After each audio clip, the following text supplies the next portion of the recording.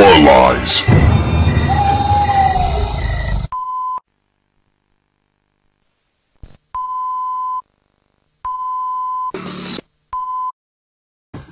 Hello YouTube, it's week 121 here on the BodyBags channel. I'm OUTSIDER365 and it's the 26th of December, so I hope everyone's had a good Christmas and had a good time. I hope you got together with the friends and family and had loads to eat and drink and all the rest of it, and sat around and watched some cool movies and, you know, all that stuff. Hope you had a good one. The movie I want to talk about this week is from 2003 and it's called Cannibal Dead, The Ghouls, or it's also aka The Ghouls and it's called Cannibal Dead, but anyway. It's from 2003, written and directed by Chad Ferrin. Let's see what it says in the back here. It says, Eric Hayes makes his living off the misery of others. He roams the street with his camera waiting to capture the latest story to sell to the highest bidder. One lonely evening, he drives into the depths of downtown LA and he is distracted by a shadow in the distance. Grabbing his camera, he frantically takes chase, only to stumble upon a gruesome cannibalistic murder unfolding before his very eyes. Taking his footage to one of the TV buyers, he discovers he had forgotten to load any film in the camera. Determined to profit from what he has seen, he returns to the scene of the crime with Clift, a fellow freelancer. As he is drawn into the darkness, what he discovers forces him to confront the depravity he has helped to promote. Zombies, cannibals, and flesh-eaters emerge from the below streets of Hollywood to feed upon the homeless and underprivileged. But will Eric live to tell his tale? Cannibal Dead, 2003. The Ghouls.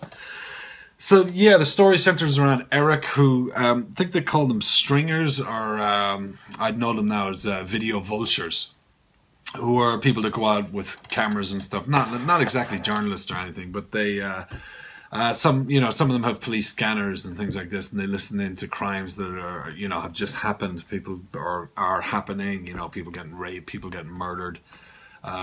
People, houses on fire and all this, and they just roll up, but they don't help, they just film it, and then, when it's all said and done, they sell it to middlemen who sell it to the highest bidder for news stations and stuff like that. Yeah, so that's what they do for a living. Eric is, I don't know if he's meant to be a likable character. I suppose it's all, what you would think would be a likable character. He's an alcoholic, he's a chain smoker, he's just hanging around in bars or else his car all the time, knocking him back, chain smoking and just kind of growling and coughing all the time. He's got he's going through his own kind of shit as well. You can see he's having some relationship problems with his woman and stuff. She's not talking to him, so he's kind of drinking more, trying to figure that out, and he's just having all these kind of arguments with everybody, especially the people he works for. And yeah, he's out absolutely loaded in the bar one night, and they throw him out. And as he's just driving around the street drunk, he stops to like throw up all over the place. And yeah, he sees this woman getting dragged into an alleyway by three men. So, rather than help, he grabs his camera and he runs up, and he's drunk, he's out of his mind, stumbling in the alleyway, and he's videoing the whole thing and turns the light on, and then he's so close to them that they nearly attack him. He runs back to his car, goes to one of his boss's people that buys him footage, who just kind of laughs him out of the building because he didn't have any footage in there, which it says on the back, so that's not a spoiler. And he's just kind of determined then to make his money. He thinks that if he discovers these things, these flesh-eating, he doesn't know what they are, zombies, monsters, subculture of LA and stuff, then this could make him rich. He could stop doing what he wants to do, or he could stop doing what he is doing, because there's that kind of struggle with him in it, that you're not sure if he really loads what he does, or if it's just he does what he does because he loads himself. As I said, he's not really a likable character, because I guess to do that kind of job you'd have to have no kind of emotional or moral barometer. You just have to kind of go along, the whole apathy thing, and just take life as it is, like that.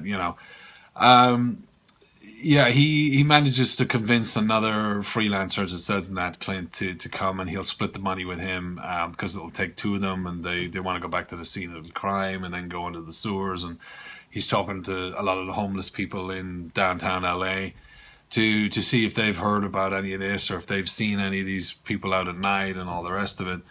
And so the two of them go out, with the cameras and everything, trying to video it. It's a very low budget movie. It's not a bad idea for a movie. I kind of like the storyline in it. The dialogue is a little bit stale. For an 80-minute movie, it does drag a bit, you know. I do like the movie, but there's a lot of scenes in it that really didn't need to be in it, or didn't need to be as long, you know. There's a lot of him kind of just reminiscing about his woman all the time, and they keep kind of replaying the same clips, which just gets a little bit, you know, overdone at sometimes. And also at the start of the movie, they kind of show all these atrocities that have been, you know, happened, you know, people getting shot by the police, people lighting themselves on fire, things like this. And it just, the actual shots, just for me, I thought they lingered on a little bit too long, you know, that there was just a bit too much of that in it. And I think it kind of takes away a little bit of pace, a little bit of kind of push in the movie and stuff watching it. Because it does have a slow dragging it out kind of feel to it, but I like the movie. That's just my opinion of watching it, is that it is slow paced. It's very slow paced. It does kind of all kick up towards the end, and if as a low budget movie, it seems that they didn't spread the cost all throughout it. Most of the money seems to be spent at the end, you know, where the big showdown is. That's where the kind of effects, I won't say special effects, but the effects kind of are at the end, and they're not too bad, you know, for whatever the budget was on this. I think it was under 70,000 or something like that. It has a very dark feel to it, and it's very dark to watch. I mean that in the mood, but I also mean that in the lighting. I think this movie could have been really, really helped by more money and just more lighting. You know, a lot of the scenes in the alleyways and the scenes of the zombies, the kind of cannibals and stuff like this, it does work because it's so dark, but a little bit more light would have been kind of cool, you know, just to watch it, because it is just, even, it's all kind of shots at night, and it's shots in the car, and it's shots in the bar, and it's shots in the alleyway and the offices at night. So it's just very, you know, dark to watch it. I'm fucking rambling now about the lighting, for Christ's sake. But yeah, overall opinion, I like the movie. I think, yeah, a few more quid thrown into it, a few more, some more bucks in it, and it would have been fucking excellent. But it's a good watch. I like the story of it. You know, the way it goes, and you know, it's a pretty good flick. I'm rambling.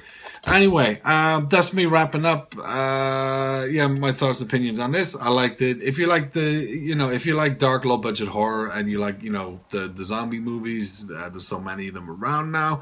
But Cannibal Dead goes pretty good. I enjoyed it. OUTSIDER365, thank you very much for checking out the video, and back with another one soon. I'll put a link to my channel in the description below, where sometimes I do horror reviews, but I do a lot of vape and e-cig stuff on there as well. So yeah, have a good week. See you now. Take care. Bye bye.